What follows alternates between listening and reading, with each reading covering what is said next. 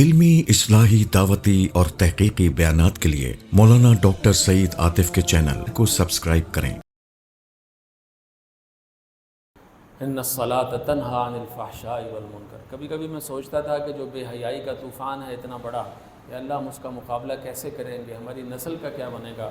تو یہاں اللہ نے بتا دیا ہے کہ اگر آپ کی نسل نو باقاعدگی سے نماز پڑھے اور نماز کے تقاضوں کو پورا کرے اور اپنے اندر شرم و حیا پیدا کرے، اخلاقی برائیوں سے رکے، تو انشاءاللہ یہ ایسا حصار ہے جو آج کی بے حیائی کو بھی روک سکتا ہے۔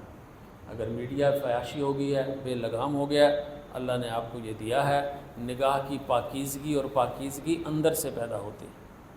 وہ کسی نے کہا تھا، جلووں کے اس ہجوم میں لازم ہے احتیاط، جلووں کے اس ہجوم میں لازم ہے احتیاط، سہو نظر معاف ہے قصد نظر حرام۔ یہ جان بوجھ کر کے دیکھنا اور پھر استغفار اور یہ کرنا، اور یہ بھی نہیں کہ آپ کی نگاہ ادھر، آپ ایسے کوچے میں جا رہے ہیں جہاں آپ کی نگاہ بہک رہی ہے، یہ جانا بھی غلط ہے۔ جس کو ہو جان و دل عزیز اس کی گلی میں جائے کیوں؟ تو جس کو ایمان کا ہو وہ بہت محتاط ہوتا ہے، قدم قدم پر اپنی حفاظت کرتا ہے۔ اس لیے اللہ نے اور خصوصاً نبی کریم صلی اللہ علیہ وسلم نے کئی دعائیں سکھائی۔ اے اللہ ہمارے دل کی حفاظت فرما، اے اللہ ہماری آنکھوں کی حفاظت فرما، اے اللہ ہماری کیفیات کی حفاظت فرما۔ صبح اٹھتے ہوئے دعا ہے، رضیت باللہ ربا وبالاسلام دینا وبمحمد نبیا۔ یہ دعا پڑھنے سے شعوری احساس ہوتا ہے کہ میرا تعلق کسی کائنات کی قوت کے ساتھ ہے۔ آپ اس کائنات کو اللہ کے علاوہ کوئی نام رکھ دیں، کائنات کی پاور رکھ دیں، اندیکھے حقائق رکھ دیں، آپ کو ایک تسکین ملتی ہے۔ یہاں یہ کہنے کے بعد پھر آخر میں بات فرمائی، وَلَذِكْرُ اللَّهِ أَكْبَرُ، اور اصل جو چیز ہے وہ اللہ کا ذکر اور اللہ کی یاد ہے۔ اب اللہ کی یاد میں سوال پیدا ہوتا ہے کہ کیا اللہ محتاج ہے کہ ہم اس کی یاد کریں گے تو اللہ خوش ہوگا؟ نہیں، اس سے بھی اللہ خوش ہوتا ہے، لیکن یہاں ذکر سے مراد یہ ہے کہ ہر کام کرتے ہوئے اس کے اندر اخلاص آئے کہ یہ میں دنیا کے لیے نہیں کر رہا۔ نماز کا حکم ہوا تو فرمایا واقم الصلاۃ لذکری، نماز کس لیے ہے؟ میرے ذکر کے لیے۔ اسی طرح اور عبادات ہیں، تو ہر چیز کے اندر اللہ کا یہ احساس ہو کہ میرا اللہ مجھے دیکھ رہا ہے، اور اللہ میری نیتوں کی بھی نگرانی کر رہا ہے، میری نگاہ کی خیانتوں کو بھی وہ جانتا ہے۔ وہی جو اللہ کے نبی نے دعا سکھائی، یہ تعلیم امت کے لیے، اللہم طہر قلبی من النفاق، اے اللہ میرے دل کو منافقت کی آلائشوں سے پاک فرما دے، وَأَعْمَالِي مِنَ الرِّيَاءِ، اور میرے اعمال کو دنیاوی منفعتوں سے اور دکھاووں سے پاک فرما دے، وَلِسَانِي مِنَ الْكِذْبِ، اور میری زبان کو جھوٹ اور جھوٹے رویوں اور ڈپلومیسی کی آڑ میں منافقتوں سے محفوظ فرما دے۔ اور پھر فرمایا اللہ فی اعینی وَلِسَانِي مِنَ الْكِذْبِ وَأَعْيُنِنِي مِنَ الْخِیانَةِ، اے اللہ میری دونوں آنکھوں کو خیانت سے پاک فرما۔ یہ ان الصلاۃ تنہی عن الفحشاء، آنکھوں کی خیانت۔ اور کسی جن سے مخالف سے پوچھیے، وہ پہچان جاتی ہے کہ یہ مذہبی لبادے کے اندر یا بغیر مذہبی اس کی آنکھیں کون سی ہیں، اس کی شرم والی ہیں، حیا والی ہیں، یا اس سے آری آنکھیں۔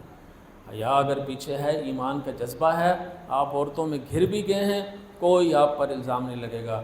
اور اگر مذہبی یا کوئی اور تقدس کا ہے اور عورتوں میں جا کر وہ باتیں سنتے ہیں اور وہ کرتے ہیں اور ایسے ذو معنین الفاظ استعمال کرتے ہیں کہ جس سے حظ اٹھے، تسکین اٹھے، تو یہ اندر چھپا ہوا وہ جنسی درندہ ہے جس نے اور روپ دھار رکھا ہے۔ اس لیے والا ذکر اللہ اکبر، قدم قدم پر جب اللہ کا دھیان ہوتا ہے تو پھر انسان اپنی نیتوں کی بھی نگرانی کرتا ہے۔ پھر زبان سے اللہ کا ذکر اس کے گرد ایک حصار بن جاتا ہے جو اس کے خیالات کو بھٹکنے سے بچاتا ہے، جو اس کی زبان کو بہکنے سے بچاتا ہے، جو اس کی آنکھ کو جنسی آلودگیوں سے محفوظ کرتا ہے۔ یہ وہ اللہ کا ذکر ہے۔ اور اللہ کے ذکر کا دوسرا مطلب یہ ہے انسانیت کی فکر اور انسانیت کے ساتھ مخلص ہو جانا۔ یہ محض اپنی عبادت کی تو واقعی میں صلاۃ بات ختم ہو جاتی ہے، لیکن اس کے ساتھ کیا کہا کہ ان الصلاۃ تنہی عن الفحشاء، زمانے اور معاشرے کے اندر تمہارے جو تقاضے ہیں، اس سوسائٹی کو تم نے نظر انداز کر کے صرف عبادت کر لی، یہ نہیں، ان دونوں چیزوں کو نبھانے کا نام حقوق اللہ اور حقوق العباد، دونوں کا نام دین بنتا ہے۔ اس لیے نماز آپ نے شروع کی تو اللہ اکبر، اے اللہ اب دولت بڑی نہیں، اے اللہ اب عہدہ بڑا نہیں، اے اللہ میری جو انا ہے، میری جو ایگو ہے اب وہ بڑی نہیں، سب کو میں نے سرنڈر کر کے تیرے آگے کھڑا ہو گیا، تو سب سے بڑا ہے۔ اور جب یہ نماز قدم قدم پر اللہ اکبر سبحان ربی الاعلیٰ، مخلوق کی خوشامد، مخلوق کے ساتھ 2 نمبر تعلق سب سے پناہ ہے۔ اور جب آپ سلام پھیرتے ہیں آخر میں پہنچتے ہیں تو کیا کہتے ہیں؟ السلام علیکم ورحمۃ اللہ۔ اے اللہ میں آپ سے مذہب کے نام پر سلامتی کا میسج لے کے آیا ہوں، صرف انسانوں کے لیے نہیں، تمام مخلوقات کے لیے جو میرے دائیں جانب ہیں، یعنی دنیا کے اگر 2 کونے کریں، ایک میں آپ بیٹھے ہوئے ہیں وہ سینٹر ہے، اور دائیں جانب السلام علیکم کہہ کے کہتے ہیں دنیا کا ہر فرد، ہر مخلوق، ہر جانور، ہر پودا، ہر ماحول، اے اللہ میں اس کے لیے سلامتی کا پیغام تیرے دربار سے لے کر آ رہا ہوں۔ شروع ہوئی اللہ اکبر حقوق اللہ سے اور ختم ہوئی حقوق العباد پر۔ یہ مذہب کا وہ جامع تصور ہے جو لوگوں کو دین سے بھگا دیتا ہے۔ ایسے دین نہیں ہے، یہ پوری سلامتی ہر انسان کے لیے، جانور کے لیے۔ راستوں پر چلتے ہوئے فرمایا کہ راستوں کا حق کیا ہے کہ اذیت والی چیزوں کو ہٹاؤ۔ پھر کہا کسی کو کچھ نہیں دے سکتے تو اس کو مسکراتے چہرے سے مل لو، یہ بھی صدقہ ہے۔ اللہ یعنی سلامتی کی وسعت دیکھیں تو اللہ تعالیٰ نے اس آیت میں خاص طور پر معاشرے کی عبادات کو اللہ کی، حقوق اللہ کو اور حقوق العباد کو، معاشرے کی اصلاح کو آپس میں جوڑ دیا ہے۔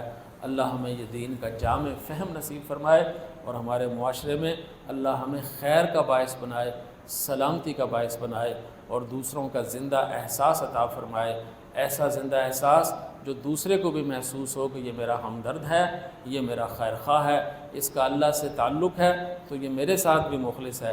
یہ نہیں کہ اس کا صرف اللہ کے ساتھ تعلق ہے، کوئی مرتا ہے تو مرے، کوئی بھوکا ہے تو بھوکا ہو، اس سے کوئی غرض نہیں۔ اللہ کے نبی نے 3 دفعہ تکرار کر کے فرمایا بخدا وہ مومن نہیں جو خود پیٹ بھر کر کھائے اور اس کا ہمسایہ بھوکا ہو۔ دیکھا السلام علیکم ورحمۃ اللہ کی وسعت کتنی، تو اللہ ہمیں دین کا یہ جامع تصور عطا فرمائے۔ And please don't forget to like and share.